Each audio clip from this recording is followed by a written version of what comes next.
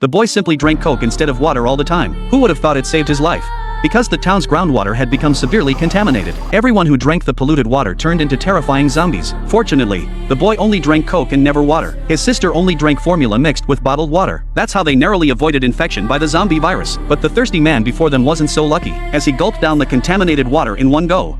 A splitting headache soon began to pound his skull. Returning home, he discovered in horror, his teeth had turned an eerie green. Just as he grappled with this bewildering change, he suddenly heard his wife's screams from upstairs. The next instant, his body underwent a sudden mutation. Uncontrollably, he lunged at his wife in the shower. Before she could react, she transformed into a green-eyed zombie just like him. Meanwhile, many others who drank the contaminated water also mutated, roaming the streets madly searching for prey to tear apart. Jack watched his neighbors flee from the windowsill and urgently asked his mother what was happening. But to his horror, his mother rose eerily from her seat. It turned out she had drunk vegetable juice made with contaminated water, and the zombie virus had already infected her. In the next instant, she lunged toward Jack. Jack was startled and begged his mother to calm down, but his mother couldn't understand a word he said. Jack had no choice but to open the door and flee for his life. Just then, a car suddenly sped past, accidentally knocking his mutated mother flying. The driver jumped out, apologized, and urged Jack to hide back inside. The entire town was overrun with infected zombies. The driver then frantically drove away. At that very moment, several zombies nearby charged toward them. Terrified,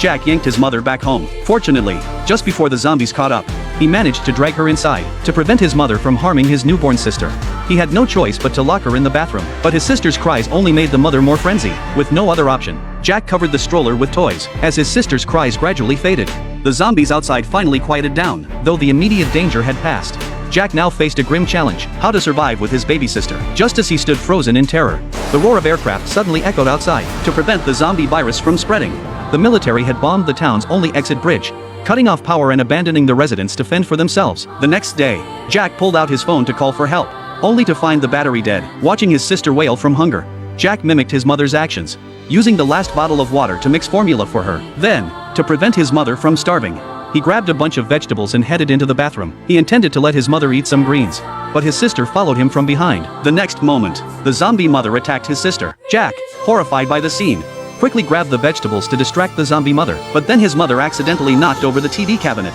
The next second, the TV cabinet crushed his mother. Jack froze in terror at that instant. He realized he couldn't just sit and wait to die, because there really wasn't much food left in the house. To survive, he quietly pulled out a ladder to observe outside. To his surprise, as long as he remained silent, the zombies outside didn't notice him. Spotting the family cat he'd raised for years, Jack immediately thought of a way to escape. He flung open the door to draw the zombies' attention, while the cat was being chased by the zombies. He scooped up his sister and dashed outside without looking back. He originally planned to hide with his sister in a supermarket, only to find the main doors firmly locked. With no other choice, he turned toward the back entrance, but it was sealed shut as well. Just as he was plunged into deep despair, a pair of strong hands suddenly pulled him inside. It was a police officer who had dragged him in, and there was enough food here for them to survive for a long time.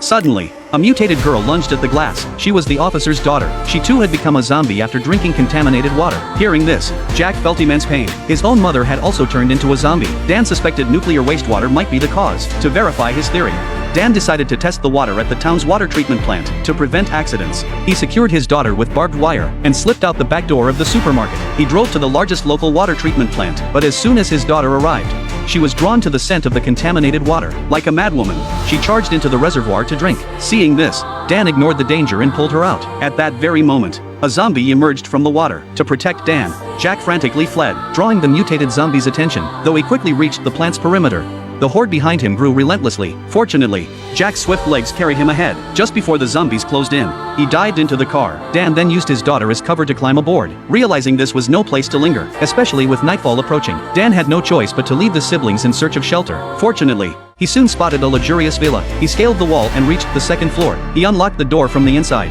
Then Dan locked his daughter in a room. Jack also tucked his sister into a corner. But just as they got up to search for food, the little girl crawled out of the corner, driven by hunger. When Jack returned, she was already gone. Little did they know, at that very moment, two mysterious figures had quietly entered the villa, intending to eliminate them completely. They were well aware of the consequences of nuclear contamination. To prevent the truth from leaking out, they planned to wipe out every survivor in the town. Soon, Dan discovered bombs that had been planted in advance. Fortunately, Dan had studied bomb disposal before, but just then, his vision began to blur. He had drunk contaminated water while saving his daughter. This meant he too would soon mutate into a zombie. Finally, while he still had a sliver of consciousness, shakily disarmed the bomb. Exhausted, he collapsed unconscious. Meanwhile, Jack's sister entered the kitchen searching for food.